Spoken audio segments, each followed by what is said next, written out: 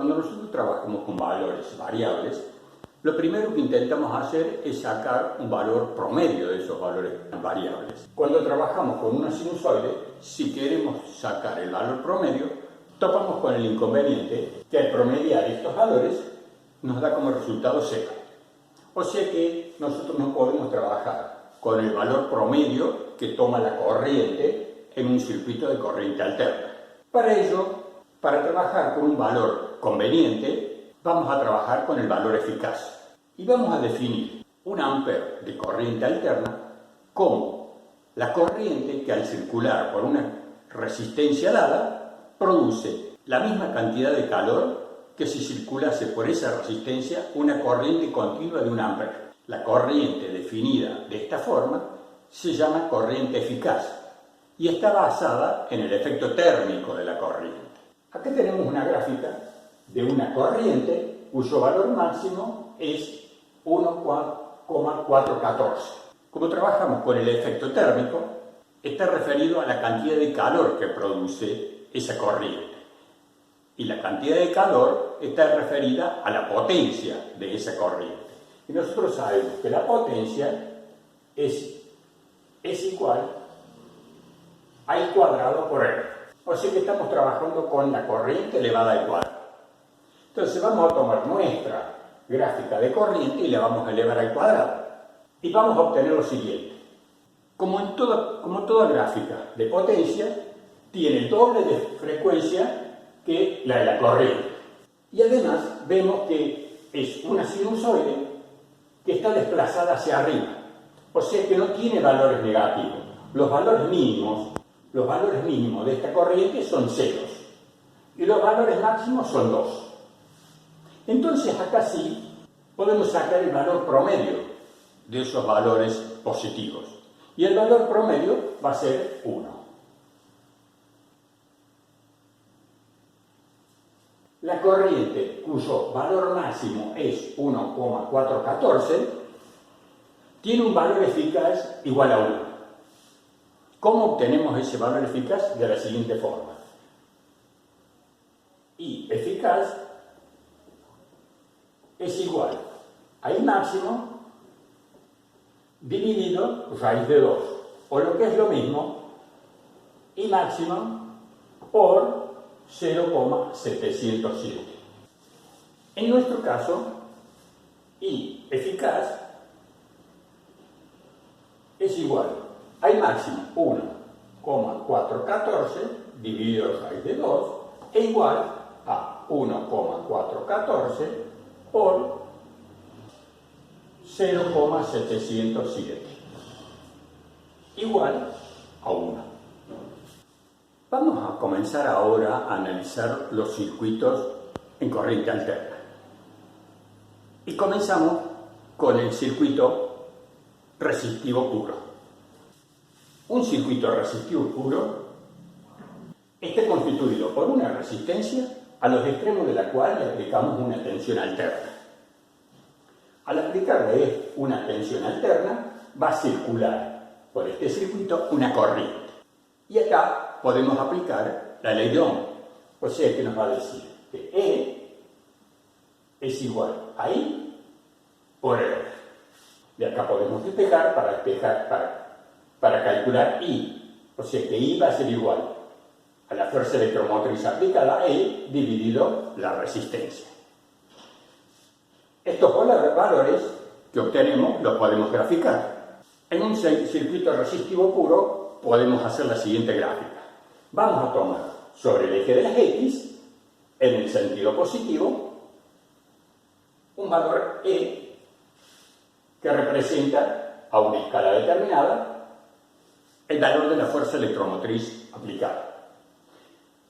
Y en fase con esa tensión aplicada vamos a tener la corriente que circula por el circuito, que la vamos a graficar coincidente con el vector E a una escala determinada. Al girar esos dos vectores nos van a dar como consecuencia dos sinusoides. Una representa a I, a la fuerza electromotriz aplicada, y esas dos sinusoides están en fase, porque pasan de valores positivos a valores negativos en el mismo instante. La potencia de un circuito resistivo puro va a tener la forma, eso con sus escalas respectivas. La corriente I, la fuerza electromotriz E y la potencia. El circuito inductivo puro es el circuito que surge de aplicarle a los extremos de una bobina una fuerza electromotriz alterna. Al aplicarle esta fuerza electromotriz alterna, por nuestro circuito va a circular una corriente I. Pero veamos qué es lo que sucede cuando empieza a circular esa corriente. En el momento cero no hay corriente, por lo tanto no hay fuerza electromotriz inducida. Cuando empieza a circular la corriente, se genera en la bobina una fuerza electromotriz inducida que trata de oponerse a que circule esa corriente.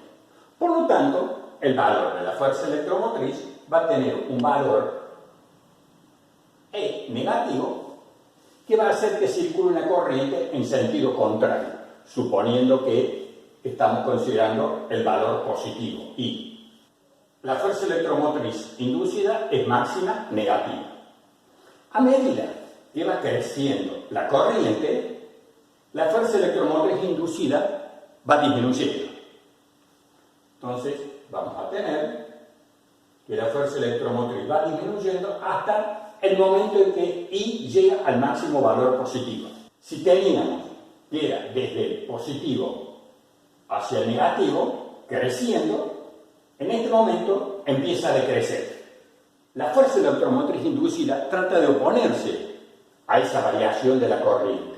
Por lo tanto, va a circular en el sentido positivo, tratando de que esa corriente no disminuya. Y vamos a tener una fuerza electromotriz inducida de esta forma, que va a alcanzar su valor máximo cuando pase la corriente por cero. Cuando pasa por cero la corriente, se hace negativa, o sea, en vez de venir desde el positivo hacia el negativo, va desde el negativo hacia el positivo. La corriente, debido a la fuerza electromotriz inducida, se va a oponer al pasaje de esa corriente, o sea, va a circular en sentido contrario, o sea, de manera de positivo. ¿Hasta cuándo va a circular en ese sentido? Hasta que la corriente, en el sentido de negativo-positivo, llegue a su máximo negativo. Cuando llega a su máximo negativo, esa corriente empieza a disminuir. La fuerza electromotriz hace que circule una corriente que trate de oponerse a la disminución, por lo tanto va a ir en sentido negativo, hasta obtener el valor máximo cuando llega al cero. O sea que vemos que la corriente está adelantada a 90 grados con respecto a la fuerza electromotriz inducida. O sea que en una gráfica, si nosotros colocamos I en el sentido de las X positivas, la fuerza electromotriz inducida va a estar atrasada 90 grados. Pero para que circule esta corriente I, antes tiene que haberse aplicado a los extremos de la bobina una fuerza electromotriz E, que tiene que ser igual y contraria a la fuerza electromotriz inducida. O sea que en la gráfica vectorial nosotros vamos a colocar E adelantada a 90 grados con respecto a la corriente. Esto es lo que sucede en un circuito inductivo puro. Esta bobina opone al pasaje de la corriente una cierta resistencia que se llama reactancia inductiva. Esa reactancia inductiva la designamos como XL y es igual a 2 por pi por F por L, en donde F es la frecuencia de la fuerza electromotriz inducida, o sea, la cantidad de ciclos que cumple por segundo esa fuerza electromotriz, que en nuestro país es de 50. Y L es el coeficiente de autoinducción y que está en función de las características de la bobina. O sea que ese valor de L surge de considerar el largo de la bobina, el diámetro del alambre de la bobina, la cantidad de vueltas de la bobina y el diámetro de la bobina. En función de todas esas características físicas de la bobina, se obtiene el coeficiente de obstrucción L.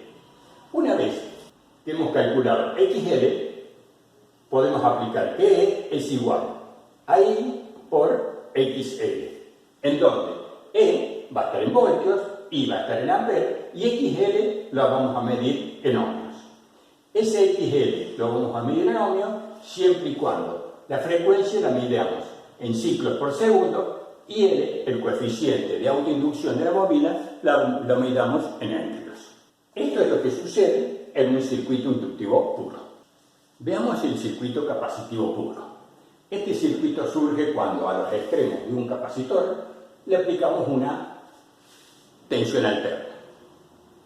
Supongamos que aplicamos esta tensión, que tiene forma de sinusoide, y entonces analicemos lo que sucede. Cuando nosotros aplicamos la fuerza electromotriz, el capacitor está descargado. Entonces va a empezar a circular una corriente que va a ser máxima. ¿Por qué? Porque hay diferencia de potencial entre el valor aplicado y el capacitor que está vacío. Entonces va a circular una gran corriente. A medida que la fuerza electromotriz va creciendo, la corriente va disminuyendo porque el capacitor se está cargando. Y por lo tanto, va a ir decreciendo la corriente que va hacia el capacitor.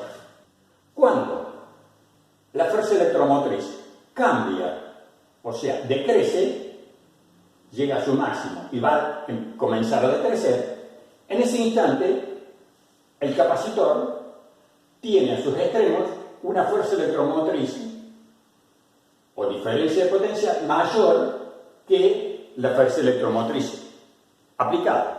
Por lo tanto, la corriente comienza a circular en sentido contrario. ¿Hasta cuándo hace esto? Hasta que la fuerza electromotriz llega a su valor mínimo. En ese instante se cambia la polaridad del capacitor.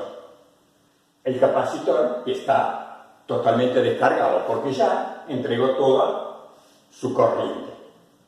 Comienza a circular una corriente que va a cargar el capacitor en sentido contrario. Y eso va a suceder hasta que la fuerza electromotriz llegue a su máximo y empiece a decrecer. Cuando empieza a decrecer, esta placa está a un potencial mayor que la que va a empezar a decrecer. Por lo tanto, la corriente va a ir en sentido contrario, hasta que llega a su valor máximo y completa el ciclo. O sea que esta es la corriente al capacitor. Esto lo podemos graficar si colocamos en el eje de las X el vector de la fuerza electromotriz. Vemos que la corriente del capacitor pasa por cero antes que la fuerza electromotriz aplicada. Por lo tanto, está adelantada la corriente y sucede 90 grados con respecto a la fuerza electromotriz aplicada. El capacitor opone una cierta resistencia a esa corriente. Esa resistencia que opone se llama reactancia capacitiva y es igual a 1 sobre 2 pi Fc, en donde F, como dijimos, es la frecuencia o los ciclos por segundo que cumple la fuerza electromotriz aplicada, y C, la capacidad del capacitor, que esta capacidad C tiene que estar en faradios, recordando que un faradio es igual a 10 a la 6 microfaradios. O sea que nosotros comúnmente trabajamos con capacitores pequeños, o sea, especificados en microfaradios. Antes de calcular la reactancia capacitiva, lo que tenemos que hacer es pasar ese capacitor, el valor de ese capacitor que está en microfaradios a faradios. Una vez que hemos hecho el cálculo de la reactancia capacitiva, podemos aplicar que E es igual a I por XC. Entonces, nuevamente, E va a estar en voltios, I en amperes, y XC va a estar en ohmios. De esta forma, encontramos los valores a aplicar en los circuitos resistivo, inductivo y capacitivo.